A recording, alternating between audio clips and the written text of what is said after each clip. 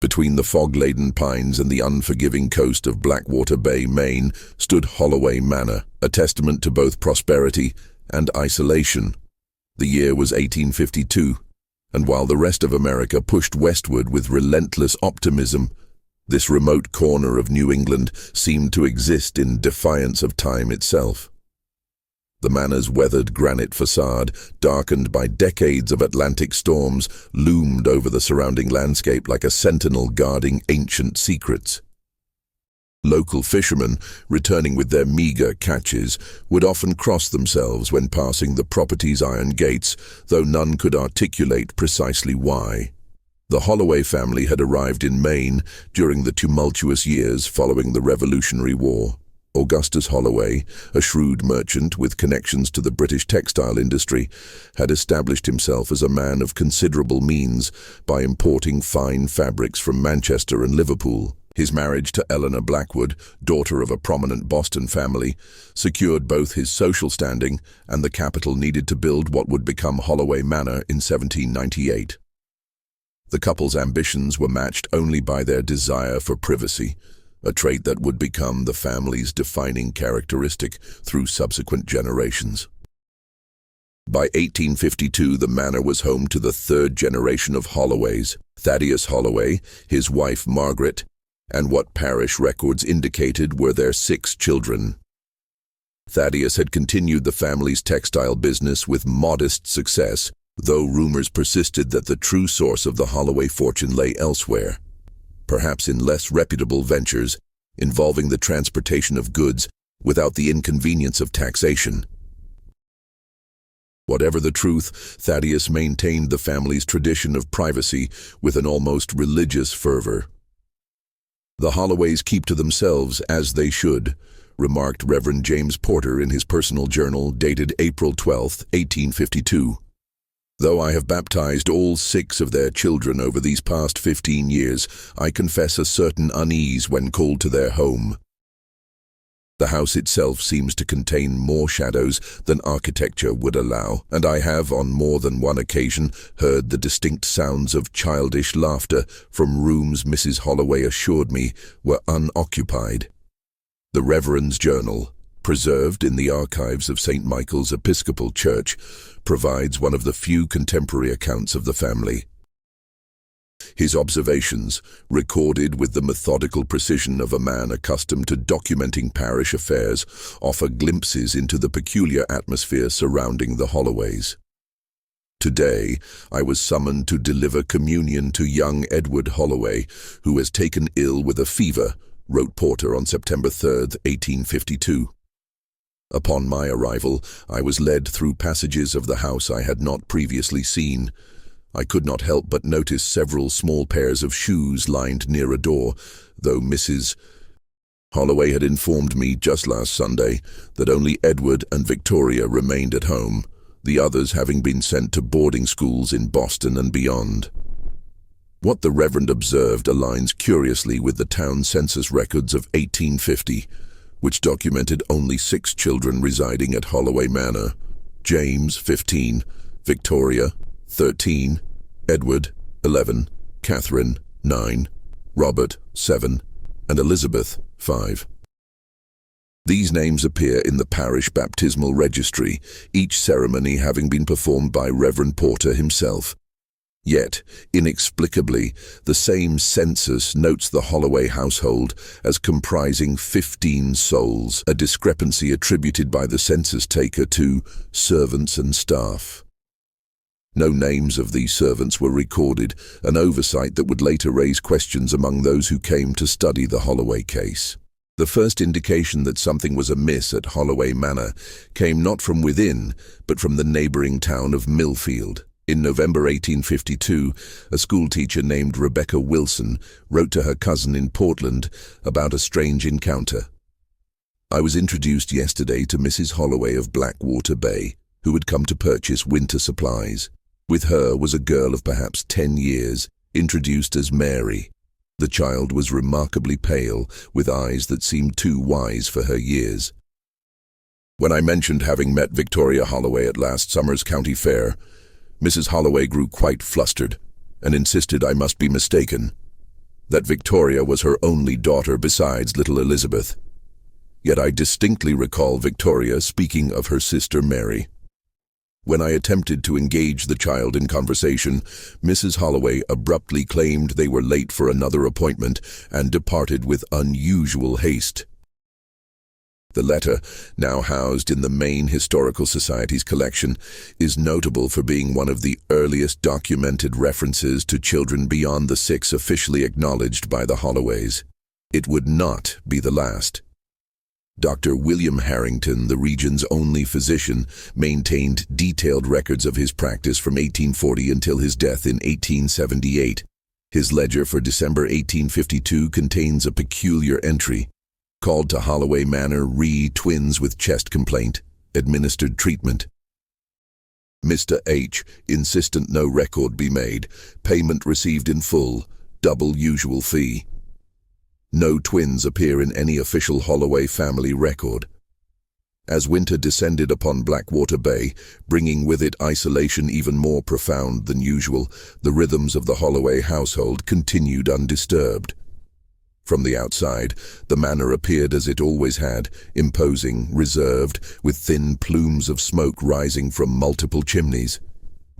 Occasional deliveries from town, groceries, fabrics, books, were accepted at the gate by a taciturn groundskeeper who offered neither conversation nor entry to the property. Yet within those granite walls, unseen by the community at large, moved the shadows of children, whose existence would later become the subject of intense speculation. They left no footprints in the snow beyond the manor grounds, cast no shadows in the town square, and spoke no words that carried beyond the Holloway gates. They were, for all intents and purposes, ghosts, though whether in the literal or figurative sense would remain a question without definitive answer. The first tangible evidence of these additional children emerged in early 1853, when a fire at the manor's east wing necessitated the assistance of townspeople. As neighbors rushed to help extinguish the blaze, several reported glimpsing children being ushered from one wing to another. Far more than the 4 who should have been in residence at that time, with James and Catherine away at school. "I saw them clear as day," insisted Harold Jenkins, a carpenter who had helped battle the fire. "Must have been 10 youngsters at least, all being hurried along by a woman I didn't recognize. Not Mrs. Holloway, someone else. They weren't dressed like the Holloway children either. Simpler clothes, rougher material. When I mentioned it afterward, Mr. Holloway told me the smoke had confused my vision and offered me a rather generous payment for my assistance. I took the money. My family needed it, but I know what I saw." Jenkins' account, recorded in a statement to the town selectmen regarding the fire, was corroborated by 2 other witnesses. Thaddeus Holloway dismissed their claims as confusion amid the chaos, and the matter might have ended there had it not been for the discovery made during repairs to the damaged wing. Josiah Adams, contracted to rebuild the east wing's upper floor, uncovered a hidden chamber between 2 bedrooms, a space not reflected in any architectural plans of the house. Within this room, according to his sworn statement dated March 15, 1853, he found 7 small beds arranged with military precision, a chest containing clothing of various sizes, and a slate board upon which were written 7 names, none of which I recognized as belonging to the Holloway children. Adams claimed that when he brought this discovery to Thaddeus Holloway's attention, he was immediately dismissed from the project and replaced with a builder from Portland, some 50 miles distant. The hidden room was sealed up during subsequent renovations, its existence effectively erased from the physical record. But Adams' statement, filed with town authorities and preserved in municipal archives, ensured that questions about the Holloway children, both acknowledged and unacknowledged, would persist. Margaret Holloway's personal diary, discovered decades later concealed within a hollowed section of the manor's library shelving, provides rare insight into the family's private life during this period. Her entries, though often cryptic, hint at the complex reality behind the Holloway facade. April 18, 1853, T insists we maintain absolute discretion. The children understand the arrangement, though Monsieur questioned me again today about why she cannot attend the spring festival with V. I explained as gently as possible that her place is here, not there. She accepted this with the same quiet dignity she has always shown, though I saw disappointment in her eyes. Sometimes I wonder if our kindness is truly kindness at all. May 2nd, 1853. Dee has begun teaching the younger ones their letters. She shows remarkable patience, especially with little S, whose stubbornness reminds me so of his father. T disapproves of their education progressing beyond basic reading and figures, but I cannot bear the thought of such bright minds left fallow. What harm can come from knowledge contained within these walls? June 14th, 1853. Another difficult conversation with J today. At 16, he understands more than we might wish. He demanded to know why his brothers and sisters remain hidden away like secrets or sins. I had no answer that would satisfy him. T later forbade him from spending time in the East Wing altogether. I fear this will only deepen the divide forming within our household. These diary entries, with their references to unnamed children and tensions within the family, align with scattered observations from the few outsiders permitted limited access to Holloway Manor. Eliza Blackwood, Margaret's cousin who visited briefly in the summer of 1853, later wrote to her husband, "Something is not right in that house." Margaret seems to live in perpetual anxiety, starting at small noises and watching the doors as if expecting interruption at any moment. At dinner, I distinctly heard footsteps above us, many sets of footsteps, though Margaret claimed all the children were either at the table with us or away at school. When I asked about these sounds, Thaddeus changed the subject with alarming abruptness. By autumn of 1853, rumors about the Holloway family had begun to circulate more widely through Blackwater Bay and neighboring communities. These whispers rarely took concrete form. Rather, they manifested as vague unease, a collective sensing that something within the manor defied conventional explanation. Local folklore began to incorporate elements of the Holloway mystery, tales of children seen at upstairs windows who vanished when directly observed, of multiple voices singing hymns from the manor chapel when only the immediate family was in residence. The family's public appearances remained carefully orchestrated. Church attendance involved only the officially acknowledged children, who sat in perfect stillness throughout services. Town functions saw the participation of Thaddeus and Margaret, occasionally accompanied by Victoria or Edward, but never the full complement of even their registered offspring. Invitations to the manor were issued rarely and accepted with trepidation. Reverend Porter's journal entry from December 25th, 1853, captures the community's growing curiosity. Christmas service today was well attended, with even the Holloways present in fuller numbers than usual. 4 of their children accompanied them, though I could not help but notice how young Edward kept glancing toward the entrance, as if expecting others to join them. After the service, I overheard him ask his mother, "Will they have their own Christmas at home?" Mrs. Holloway silenced him with a look that spoke volumes. One wonders who they might be and why they remain forever absent from public view. The Reverend's curiosity, shared by an increasing number of Blackwater Bay residents, would remain unsatisfied for some time. The Holloways responded to growing speculation by withdrawing even further from community life. Thaddeus declined his position on the town council, citing business demands. Margaret resigned from the Ladies' Aid Society.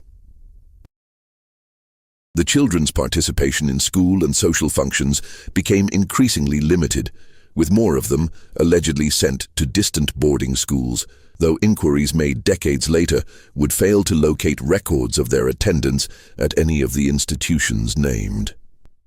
As 1853 drew to a close, Holloway Manor retreated into deeper isolation, its windows illuminated at night by lanterns that cast the silhouettes of far more occupants than the public record acknowledged. Behind its weathered granite walls, 13 children, 6 known to the world, 7 existing as shadows, moved through childhoods defined by boundaries both physical and social, their stories contained within a family whose definition of protection would ultimately be called into question. The truth about these children, their origins, their identities, their fates, remained hidden behind the manor's imposing facade, guarded by a family whose commitment to secrecy had become as much a prison as a shield. The question of who these additional 7 children were and why the Holloways had brought them into their household while concealing their existence would linger unanswered as winter settled over Blackwater Bay, blanketing the region in a silence as complete as that which surrounded the mysteries of Holloway Manor. The winter of 1853–54 brought record snowfall to the Maine coast, effectively sealing Holloway Manor from outside scrutiny for nearly 3 months. When spring finally arrived, thawing both the landscape and the community's reticence, new developments emerged that would deepen the mystery surrounding the family. Among the papers of Jeremiah Sullivan, the regional postmaster from 1842 to 1867, exists a curious record dated April 7, 1854. Second notice sent to T. Holloway regarding unclaimed package from Boston. Package marked Records, St. Mary's Orphan Asylum, confidential. Messenger returned with payment for delivery, but instructions to leave package at gate. Third such transaction this year. This cryptic notation, discovered during a cataloguing of Sullivan's effects in 1902, provided the first documented connection between the Holloways and any orphanage. St. Mary's Orphan Asylum, established in Boston in 1837, maintained notoriously poor records during its early decades of operation. A fire in 1861 destroyed much of its administrative archive, leaving little hope of tracing any relationship between the institution and the Holloway family. However, a partial ledger salvaged from the fire and preserved in the Massachusetts Historical Society contains an intriguing entry from September 1845. Arrangement with Th of Maine continues as established. 7 children placed as agreed. Annual consideration received.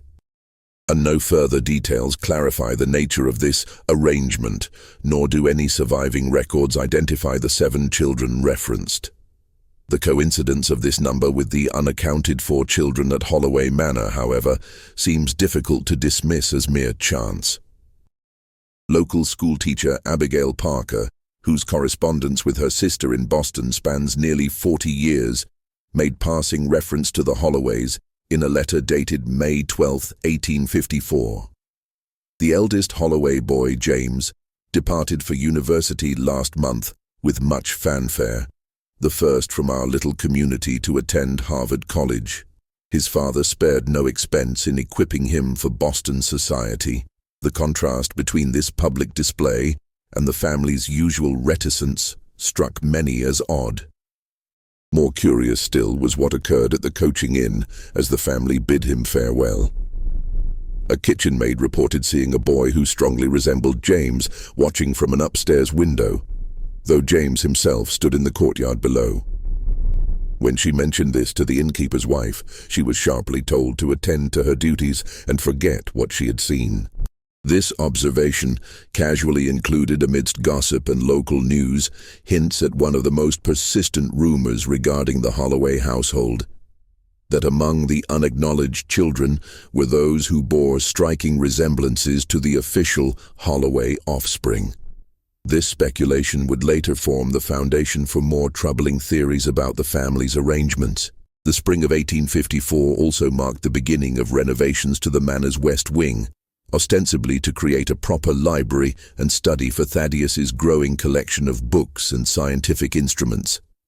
Samuel Bishop, a master carpenter from Portland, contracted for the work, maintained a detailed journal of the project, portions of which were later published in an architectural digest. His entry for June 3, 1854, contains observations beyond the mere technical aspects of his commission. Work progresses on schedule, though under unusual constraints. My men and I are permitted only in designated areas and at specified times. Today, while measuring the corridor for new wainscoting, I distinctly heard children's voices behind a wall where no room appears on the plans provided to me. When I inquired about this discrepancy, Mr. E. Holloway informed me tersely that the plans reflect what I need to know for my work, nothing more. Later, Mrs. Holloway approached me privately, appearing distressed, and asked if I might incorporate a small, hidden door into the new library shelving. A thing that appears to be merely decorative, but might allow passage.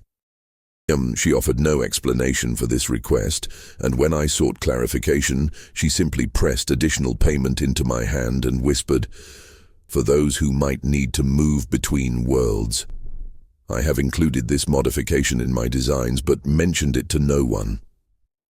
Bishop's account suggests that by 1854, divisions within the Holloway household had deepened, with Margaret possibly seeking to create connections between the separated realms of their domestic arrangement. Whether her husband ever discovered this architectural subterfuge remains unknown, though subsequent events suggest the passages were indeed constructed and utilized. Throughout the summer of 1854, Thaddeus Holloway's business affairs required increasingly frequent trips to Boston, leaving Margaret to manage the household. During these periods of his absence, subtle changes occurred in the family's patterns. Victoria and Edward, the two officially acknowledged children still primarily resident at the manor, began to be seen in town accompanied by unfamiliar children described as cousins visiting from Boston. No record exists of the Holloway family having relatives in Boston close enough in age to serve as companions to Victoria and Edward. Reverend Porter, whose observant nature and position in the community made him privy to many undercurrents of local life, noted in his journal on July 30th, 1854. Mrs. Holloway brought 5 children to Sunday service today. Her own Victoria and Edward, plus 3 others introduced as visiting relatives. One cannot help but notice that these cousins seem remarkably at ease in our little church, knowing precisely when to stand and sit, and even which pew to occupy. The youngest, a girl of perhaps 7 years, bears such a striking resemblance to little Elizabeth Holloway that several congregants remarked upon it afterward. When Mrs. Green directly asked if they were perhaps twins separated by schooling arrangements, Mrs. Holloway became quite pale and hurried the children away, immediately following the benediction. This public appearance of children beyond the acknowledged Holloway offspring represented a significant departure from established patterns. Whether it reflected Margaret's growing independence during her husband's absences, a deliberate testing of community boundaries, or simply a mother's desire to provide all her children, acknowledged or not, with experiences beyond the manor walls, remains a matter of conjecture. What is certain is that upon Thaddeus's return from Boston in early August, such excursions ceased immediately. The family retreated once more behind their granite facade, and Victoria and Edward resumed their carefully supervised and limited interactions with the community. No visiting cousins were seen again that summer or in subsequent seasons. A letter from Margaret to her sister in Philadelphia, intercepted by Thaddeus and found among his personal papers after his death, offers rare insight into the emotional reality of the Holloway arrangement during this period. "My dearest Eleanor, I write in haste and in secret, for T would not approve of my sharing even these vague outlines of our situation. You have asked repeatedly why we do not visit, why you cannot meet all your nieces and nephews, why our correspondence must remain so circumspect. I cannot provide the full answer you seek, bound as I am by promises and circumstances beyond my control. Know only that all 13 children under our roof are well cared for in physical terms. 7 of them exist in a twilight state, here but not here, family yet not family in the eyes of the world. The arrangement was not of my making, though I have upheld it these many years out of what I believed was necessity and kindness. I grow increasingly uncertain of the wisdom or morality of our course. The children themselves ask questions I cannot answer honestly. The bonds between them, between all 13, grow despite the boundaries we enforce. Nature defies the arbitrary lines we have drawn. During T's recent absence, I allowed certain freedoms that brought me both joy and terror. To see all the children together in the light of day, even briefly, awakened me to the unnatural constraints under which we have all been living. Yet I fear T's reaction should he discover my lapse. The older children will soon be beyond our influence. James already asks questions that strike at the heart of our carefully maintained fiction. Victoria has formed an attachment to M that transcends the categories we have imposed upon them. I find myself lying awake, wondering what judgment future generations will pass upon us. Were our actions merciful or monstrous? I no longer know. Burn this letter, I beg you. Perhaps someday I can speak more plainly. Your loving sister, Margaret. This letter, dated August 12, 1854, was never sent. Thaddeus's handwritten note attached to it reads simply, "Intercepted and retained. M spoken to regarding boundaries and discretion. Matter closed." The contents, however, confirm what external observations had only suggested, that Holloway Manor housed 13 children, with 7 deliberately hidden from public knowledge and official record. As autumn approached, bringing with it Victoria's 16th birthday, an event occurred that would dramatically alter the carefully maintained balance within the Holloway household. The first indication of disturbance came on September 23, 1854, when Dr. Harrington was summoned urgently to the manor in the middle of the night. His medical ledger contains an uncharacteristically detailed entry. Called to Holloway Manor at approximately 2:30 a.m. Found female adolescent, identified as Mary H., age 15, unconscious following fall from third-floor window. Severe injuries including broken limbs and suspected internal bleeding. Patient regained consciousness briefly, stated, "I only wanted to see the ocean by moonlight." Mrs. H. extremely distraught. Mr. H. insistent that matter be handled with utmost discretion. Patient's condition deteriorated rapidly, pronounced deceased at approximately 4:15 a.m.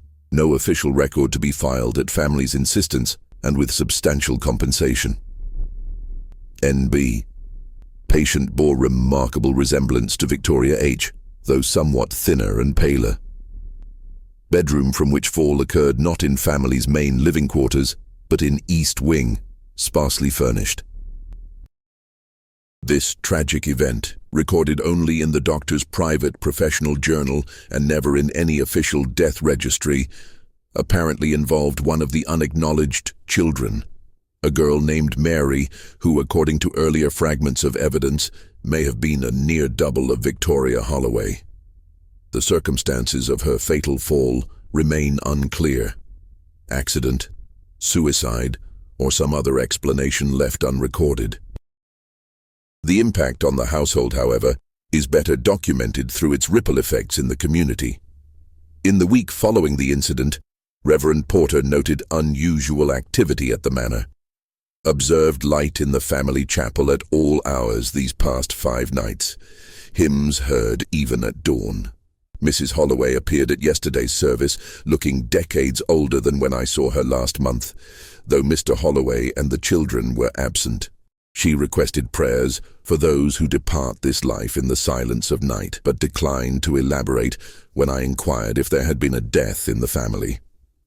By early October, rumors had begun to circulate in Blackwater Bay regarding a freshly dug grave in the small Holloway family cemetery on the eastern edge of their property. No funeral had been announced, no death notice published, no community acknowledgement of loss observed. Yet several townspeople reported seeing Margaret Holloway, accompanied by a girl presumed to be Victoria, placing flowers at this new grave in the early morning hours. Samuel Bishop, still engaged in the library renovations, recorded in his journal on October 10, 1854, work suspended for 3 days upon sudden request from Mr. Holloway. Upon resuming today, noticed profound change in household atmosphere. Mrs. H. appears as a shadow of herself, rarely leaving her rooms. Victoria seen weeping in the gardens. Most strikingly, heard no sounds of children from the east wing, where before there were always muffled voices and footsteps. When I inquired if all was well, Mr. H. informed me curtly that necessary adjustments to household arrangements were underway, and I should concern myself solely with my contracted work. These observations suggest that Mary's death precipitated significant changes within the already complex dynamics of the Holloway household. What these adjustments entailed becomes clearer through a series of municipal records from late 1854 and early 1855, which document the sudden departure of various Holloway children for distant educational institutions or relatives' homes. Catherine, officially aged 11 by this time, was abruptly withdrawn from her local schooling and sent to a ladies' seminary in Philadelphia, according to a letter from Thaddeus to the school headmistress preserved in that institution's archives. Robert, at 9 years old, was dispatched to a maritime preparatory academy in Massachusetts, an unusual choice for a child so young. Elizabeth, the youngest officially acknowledged Holloway child at 7, was sent to live with Margaret's sister in Philadelphia for the benefits of city culture and education, according to announcements in both the Blackwater Bay and Philadelphia social columns. Within the span of 2 months following Mary's death, all Holloway children except Victoria and Edward had been removed from the manor, at least those whose existences were publicly acknowledged. What became of the remaining unacknowledged children during this period is suggested only by fragmentary evidence. A letter from Margaret to her sister in Philadelphia, this one successfully delivered and preserved in family papers, makes cryptic reference to these developments. The arrangements have been completed as T insisted. 4 have gone to Massachusetts under new names and histories. 2 remain here in altered circumstances. The youngest, S, proves most difficult to place, having formed such attachment to E that separation seems cruel beyond contemplation.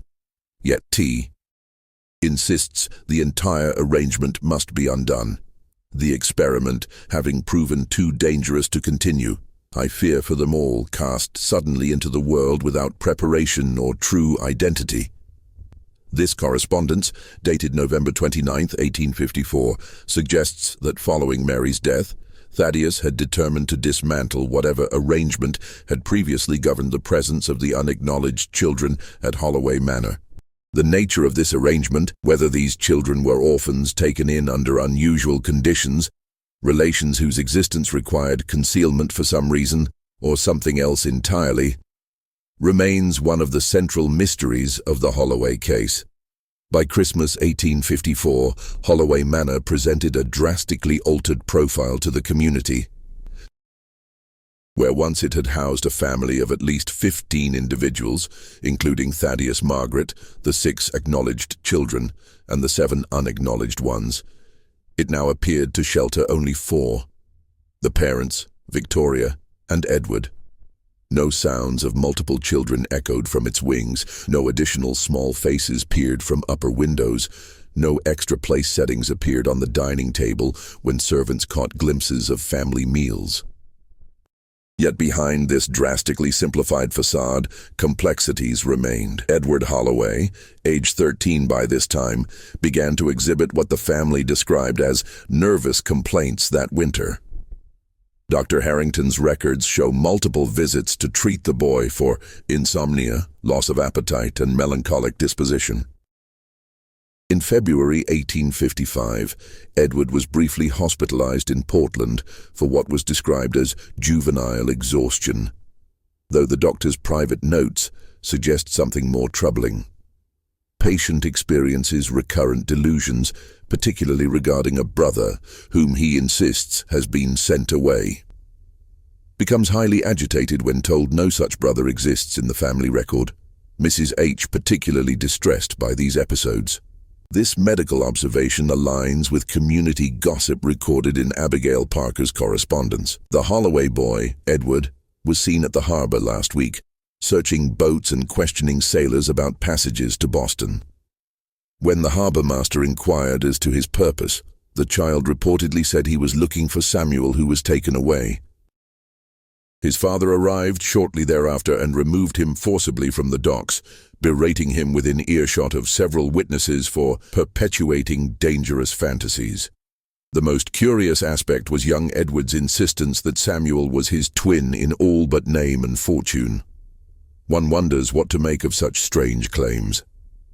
As winter gave way to spring in 1855, Victoria Holloway's behavior also began to attract notice.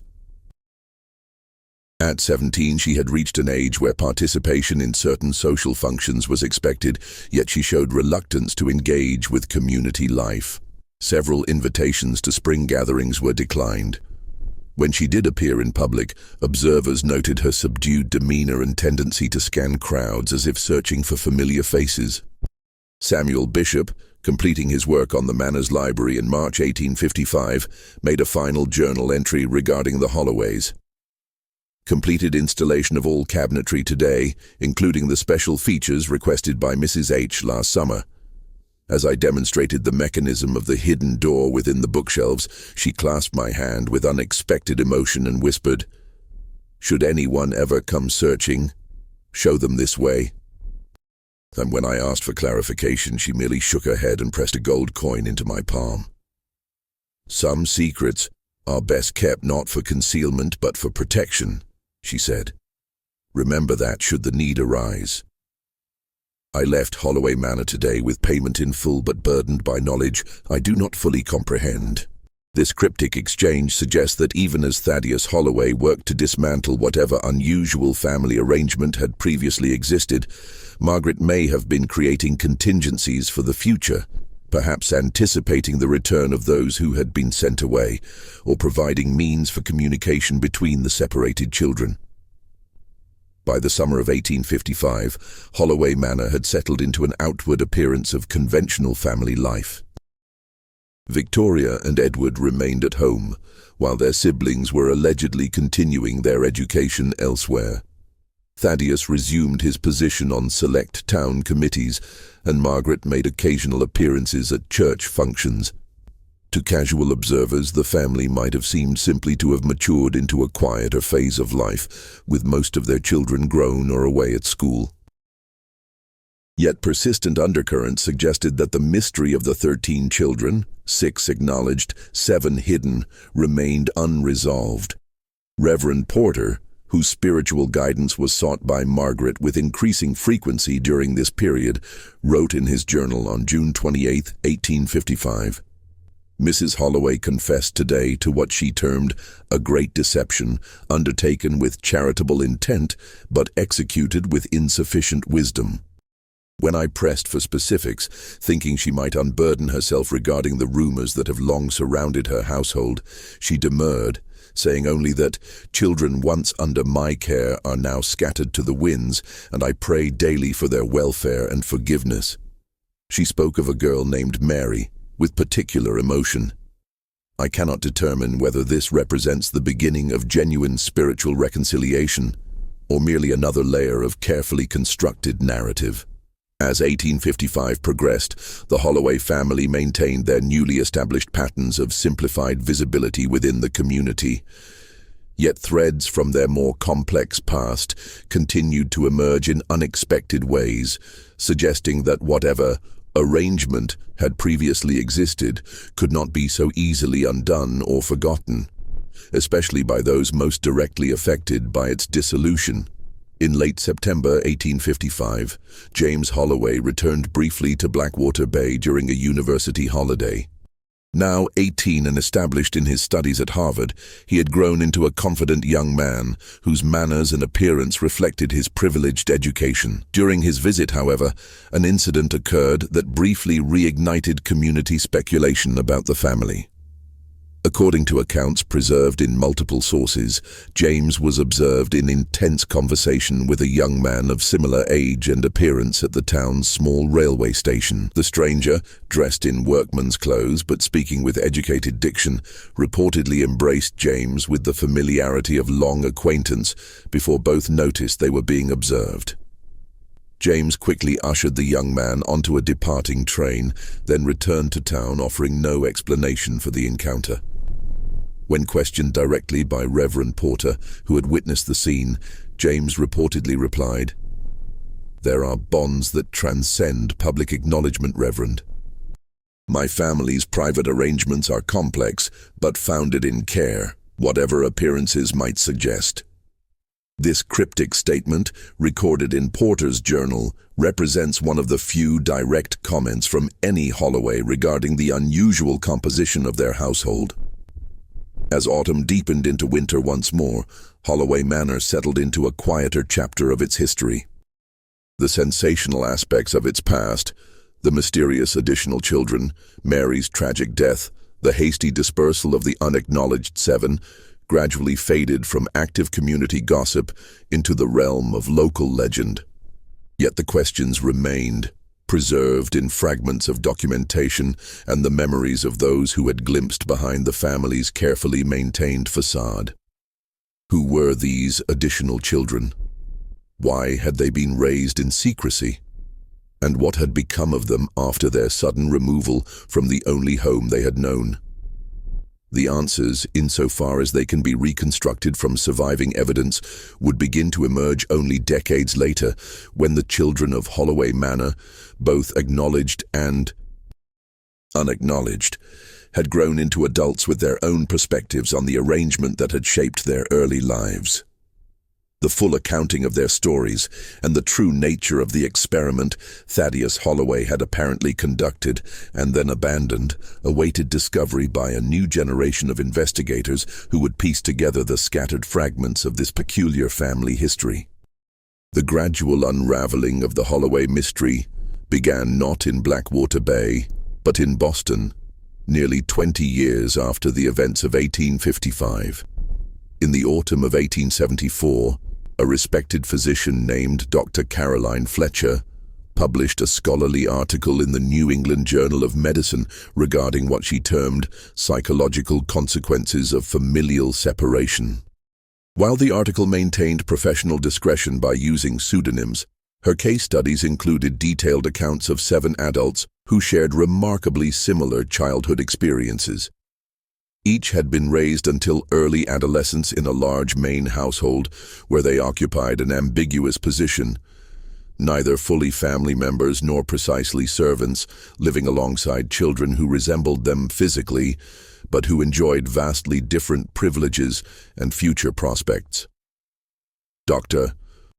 Fletcher's papers, preserved in the archives of Massachusetts General Hospital, where she later served as department head, revealed that her interest in these cases began when a young woman named Sarah Winters sought treatment for persistent melancholia in 1872. During their consultations, Sarah gradually revealed her extraordinary childhood as one of the shadow children of a wealthy coastal Maine family. Her account, documented in Fletcher's meticulous case notes, provided the first comprehensive narrative from the perspective of one of the unacknowledged Holloway children. Patient S.W., age 27, reports being raised from infancy until age 12 in a large house she calls the Manor. She was one of 7 children who lived primarily in the East Wing, separate from but aware of 6 other children who constituted the real family. These latter children attended school in town, appeared in public, and were acknowledged in family records, while S.W. and her companions were educated at home and rarely permitted beyond the property boundaries. Most significantly, S.W. reports that each of the 7 shadow children strongly resembled one of the acknowledged children, though they were typically 1-2 years younger than their counterparts. S.W. herself was told she was the second Victoria, referring to the eldest daughter of the household. They were taught to address the master and mistress of the house as uncle and aunt, rather than father and mother. Patient relates that following the death of one of her companions, identified as M. From a fall in 1854, all 7 unacknowledged children were hastily removed from the household and placed in various situations, orphanages, apprenticeships, or distant schools, under new names and fabricated histories. S.W. was sent to a millinery apprenticeship in Boston with instructions never to speak of her early life or connection to the family that had raised her. S.W. expresses persistent feelings of abandonment, confusion regarding her true identity, and distress over separation from those she considered siblings, particularly her counterpart V, with whom she had formed a close bond despite household rules discouraging such attachments. Dr. Fletcher's notes indicate that over the next 2 years, she encountered 6 more patients with strikingly similar stories. Though details varied, the core narrative remained consistent. 7 children raised alongside but separate from the acknowledged Holloway offspring, each bearing physical resemblance to one of the official children, all dispersed following a tragedy in 1854. Fletcher's attempt to understand this unusual arrangement led her to correspond with various institutions and individuals in Maine, gradually piecing together the fragmented history of what she came to call the Holloway experiment. Among the most revealing documents Fletcher obtained was a partial manuscript discovered among Thaddeus Holloway's papers following his death in 1871. This incomplete text, apparently intended as a scientific treatise but never published, outlined what Thaddeus termed an investigation into nature versus nurture in human development. In clinical, detached language, he described the acquisition of 7 infants from various orphanages and foundling hospitals between 1836 and 1847, each selected for physical resemblance to one of his biological children at comparable ages. The subject pairs, he wrote, provide unprecedented opportunity to observe the influence of environment and education upon natural capacities. Each pair shares remarkable physical similarity, suggesting comparable native endowments, yet experiences distinctly different circumstances. The primary subjects receive all advantages of acknowledged position, public education, and social opportunity, while the secondary subjects are provided adequate physical care and basic instruction, but without the expectations or privileges of family status. Careful observation over years has yielded fascinating insights. Secondary subjects demonstrate comparable intellectual capacity to their primary counterparts when given similar instruction, yet show marked differences in confidence, ambition, and social facility. The boundary maintained between the 2 groups, while necessary for experimental validity, creates observable psychological effects worthy of further study. This document, fragmentary though it was, confirmed what Fletcher's patients had described. Thaddeus Holloway had conducted a decades-long social experiment using children as his subjects, raising 7 orphans alongside his biological offspring to study the effects of environment and social position on development. What had begun as intellectual curiosity had evolved into an elaborate deception maintained at tremendous human cost. Margaret Holloway's perspective on this arrangement emerged through a different source. Following her death in 1868, Victoria Holloway discovered a sealed packet of letters her mother had written but never sent, addressed to each of the 7 unacknowledged children. These letters, eventually shared with Dr. Fletcher and later donated to the Maine Historical Society, reveal a woman torn between complicity and compassion. "My dear Mary," one such letter began, "though you knew me only as Aunt Margaret, I write now with a mother's heart, if not a mother's right. When Thaddeus first proposed bringing you and the others to Holloway Manor, I believed in the value of his scientific inquiries and the possibility of providing better lives for children who might otherwise face institutional upbringing or uncertain adoptions. I told myself our home, even with its strange divisions, offered more than you would have known elsewhere. As years passed, these justifications grew hollow.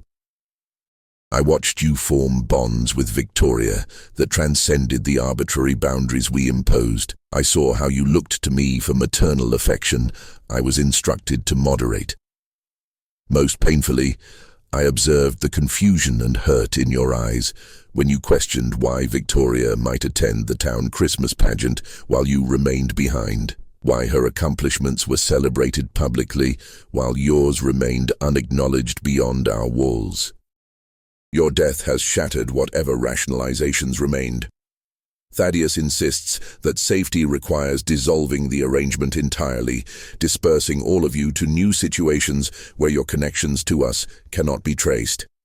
He speaks of scandal, of scientific ethics, of community judgment, but I hear primarily fear. Fear that his experiment has consequences beyond academic observation. Fear that what began as intellectual inquiry became something far more complex and human. I write, knowing you will never read these words, yet unable to bear the thought of leaving them unsaid. To you and all the children now scattered beyond my reach, I offer an apology as inadequate as it is belated. You deserve to be more than subjects of inquiry. You deserve to be children, fully acknowledged and wholly loved.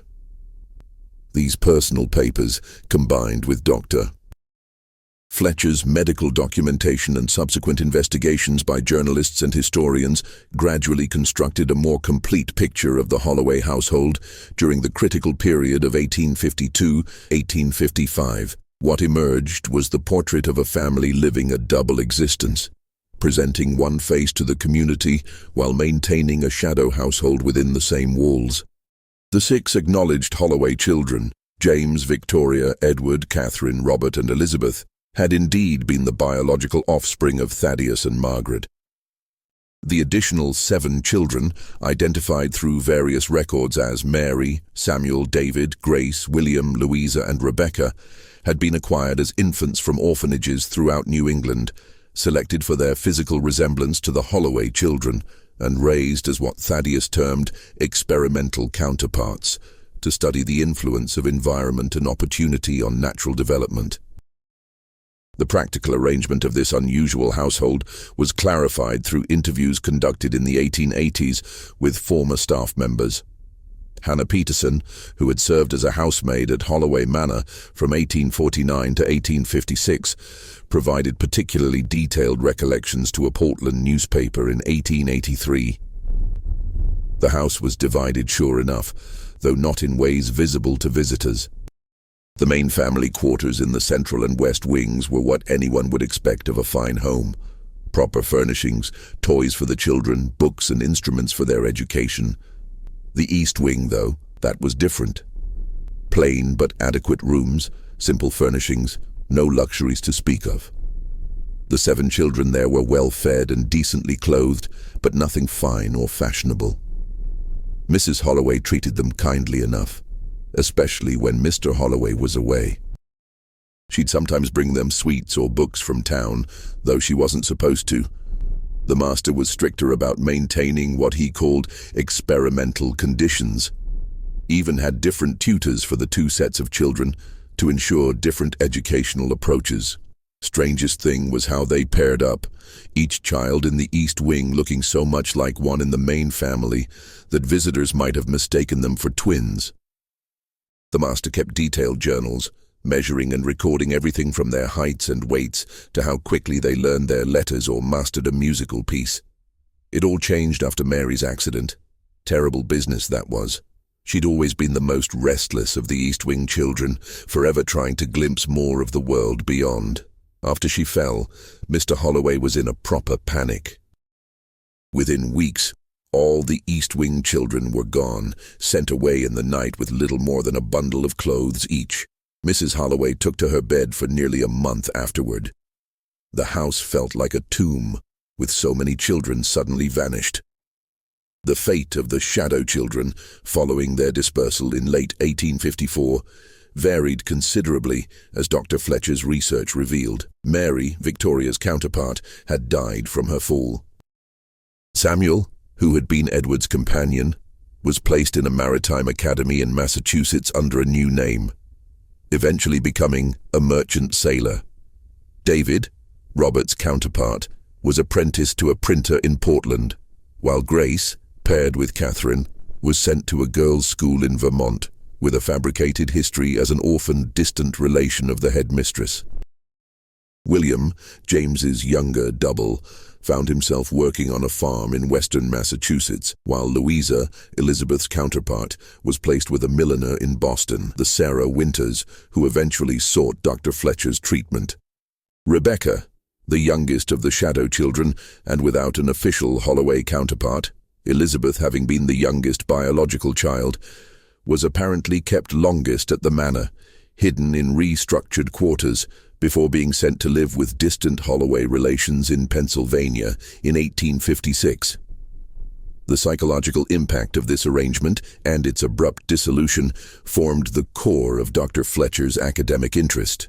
Her published work, while maintaining anonymity for her subjects, presented compelling evidence of the lasting trauma experienced by children raised in such artificially divided circumstances, then suddenly separated from the only home and family they had known.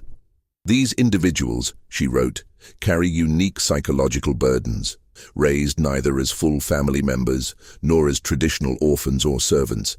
They developed identities predicated on comparison to their counterparts. Their subsequent displacement, occurring at formative ages and without preparation or explanation, compounded this foundational uncertainty. Most report persistent difficulties with trust, identity formation, and attachment in adulthood. Several describe recurring dreams of returning to the manor, seeking siblings both acknowledged and unacknowledged. The most poignant aspect of the Holloway case emerged not from clinical observation, but from the documented efforts of the children, both biological and acquired, to reconnect with one another in adulthood. Victoria Holloway, who never married and inherited the manor upon her parents' deaths, appears to have devoted significant resources to locating the displaced Shadow children. Estate records indicate she engaged private investigators in multiple states during the 1870s, eventually establishing contact with 5 of the 6 surviving counterparts. Correspondence preserved in the Holloway family papers includes letters between Victoria and these rediscovered siblings, revealing relationships that defied the artificial boundaries imposed during their childhood. A letter from Samuel, by then using the name Samuel Harrington, to Victoria in 1877, captures the complex emotions involved in these reconnections. My dear Victoria, after 23 years of separation, your letter arrived like a voice from a half-remembered dream. I have carried the manor within me all these years, sometimes as a comforting memory, sometimes as a bewildering puzzle, occasionally as a bitter reminder of divisions I could never fully understand as a child. Edward was always more than a counterpart to me, though that was the clinical term your father, forgive me, our father in some sense, employed in his notes. We were brothers in all ways that mattered, sharing whispered conversations through the hidden passages between our rooms, exchanging books against household rules, teaching each other what our different tutors had imparted. His nightmares were mine, my laughter was his. I remember your kindness too, how you would sometimes slip additional food to our side of the house, or leave small treasures where Mary might find them. Those human connections, formed despite the experimental boundaries, were perhaps the most significant data your father never properly documented. I would like very much to see the manor again, and to meet with you and any others who share our unusual family history. The scientist in me, for I did inherit some of Thaddeus Holloway's intellectual curiosity, if not his name or fortune, remains fascinated by what became of all 14 of us, raised in such extraordinary circumstances. The man in me simply wishes to embrace siblings too long lost. With grateful remembrance, Samuel Victoria's efforts culminated in what local newspapers obliquely referred to as a family reunion of unusual character at Holloway Manor in the summer of 1880. Though details were kept private, town records indicate that for approximately 2 weeks, the manor hosted numerous visitors, including several who reportedly bore striking resemblances to the Holloway children known to the community decades earlier. Reverend Porter, by then elderly but still serving St.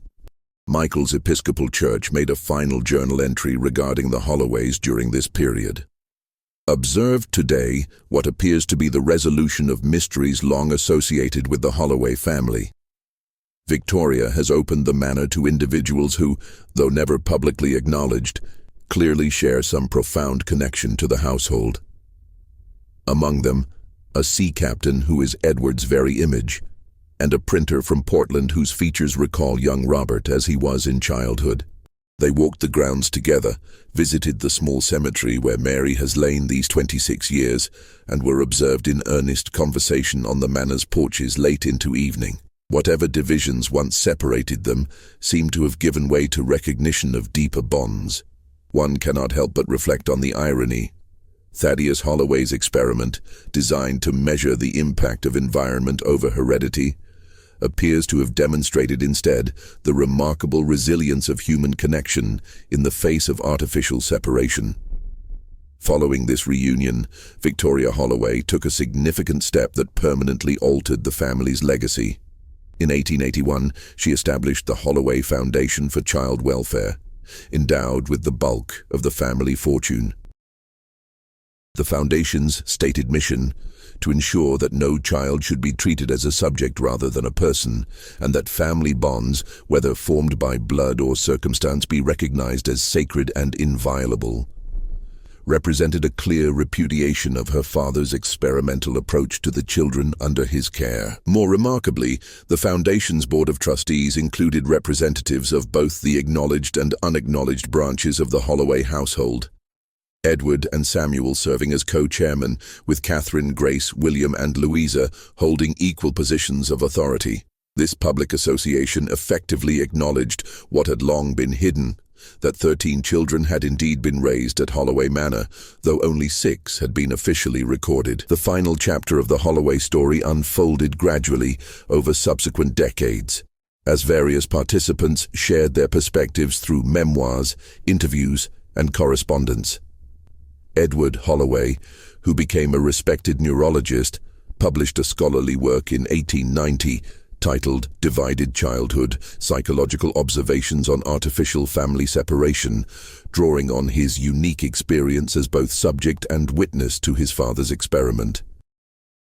In this work, Edward offered perhaps the most insightful assessment of Thaddeus Holloway's motivations and methods. My father was neither a monster nor a saint, but rather a man whose scientific curiosity overwhelmed his moral imagination. He genuinely believed his experiment would yield insights benefiting future generations of children, while remaining blind to the immediate human consequences of his methods. He created an elaborate microcosm of the class divisions prevalent in society, then expressed surprise when those divisions produced emotional distress among their subjects. The experiment's most significant finding, though not one my father ever acknowledged, was that human connections form regardless of arbitrary barriers. Samuel and I recognized each other as brothers despite all efforts to categorize us differently. Victoria and Mary developed a bond that transcended their assigned roles as primary and secondary subjects. What my father documented as experimental contamination was simply the natural expression of human affinity. By the early 20th century, as the last direct participants in the Holloway experiment passed away, the story gradually transitioned from living history to local legend. The manor itself, bequeathed by Victoria to the Holloway Foundation, was eventually converted into a children's home, specifically serving siblings who might otherwise be separated in the foster care system, a fitting repurposing of a property once defined by artificial family division. Today, visitors to Blackwater Bay, now a modestly popular coastal tourist destination, can tour portions of Holloway Manor, which serves both as a functioning children's home and a small museum documenting the unusual history of its original occupants. The family cemetery, where Mary lies alongside the biological Holloways, has been expanded to include memorial markers for all 13 children raised within the manor's walls, a belated acknowledgement of connections once denied. In the library, meticulously restored to its 1855 appearance, observant visitors might notice an unusual feature in the oak bookshelves, a section that appears purely decorative but conceals a narrow passage. Samuel Bishop's hidden door, preserved as a reminder of the secret connections that once linked the divided wings of the household. Tour guides explain that this passage, commissioned by Margaret Holloway during a time of enforced separation, stands as a symbol of the human instinct to forge connections even across imposed boundaries. Perhaps the most poignant artifact on display is a group photograph taken during the 1880 reunion, showing 11 adults of varying ages arranged not by official family status but by evident affection. Victoria with her arm around Louisa, Edward and Samuel standing shoulder to shoulder, James with his hand resting on William's shoulder. Their faces, bearing the unmistakable echoes of shared features that had once been leveraged for scientific comparison, now reflect something deeper than physical resemblance. The recognition of a shared history and the hard-won reconciliation of a family fractured by one man's coldly intellectual experiment. The Holloway story endures in psychological literature as a cautionary tale about the ethics of human experimentation, particularly involving children. In social history, it serves as an unusual case study in 19th-century class structures and family constructions. But in the local lore of coastal Maine, it persists primarily as a ghost story of unusual subtlety, not one featuring supernatural apparitions, but rather the spectral presence of children who officially never existed, yet whose lives and experiences left indelible impressions on all who encountered them. As the current director of the Holloway Foundation observed in a recent interview, the true haunting of Holloway Manor was never about conventional ghosts, but about the moral echoes of treating some children as shadows of others. The 13 children, 6 registered, 7 unacknowledged, represent a chapter in our region's history that reminds us how easily human dignity can be sacrificed to intellectual curiosity or social convention. Visitors leaving the manor often pause at a small monument erected near the entrance gates in 1930, on what would have been Mary Holloway's 90th birthday. The inscription, taken from a poem found among Victoria's papers after her death, offers perhaps the most fitting epitaph for the 13 children of Holloway Manor. Some lived in light, some dwelled in shadow, all shared one roof, one air, one history. The boundaries drawn between them proved thinner than the blood that made them kin. Remember them not as subjects divided, but as children who found their way home.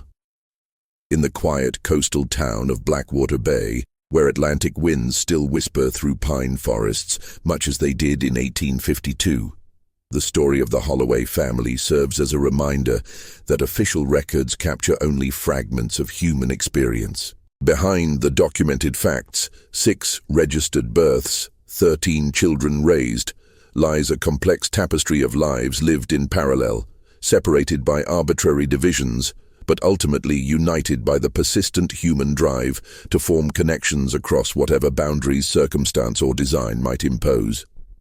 Some questions about the Holloway experiment remain unanswered, preserved in the ambiguities that often characterize historical investigations. The exact origins of each shadow child, the full extent of Margaret's knowledge or complicity in her husband's project, the contents of Thaddeus's complete research notes, portions of which were reportedly destroyed by Victoria following her father's death. These details have been lost to time or deliberately obscured by participants protecting their privacy or dignity.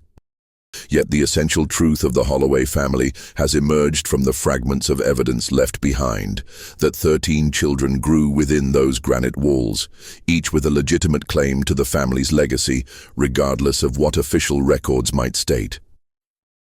Their story, carefully reconstructed from letters, journals, medical records, and oral histories, stands as testimony to the inadequacy of public documents in capturing the full measure of human experience and to the enduring power of connection to transcend the artificial categories imposed by science, society, or even family itself.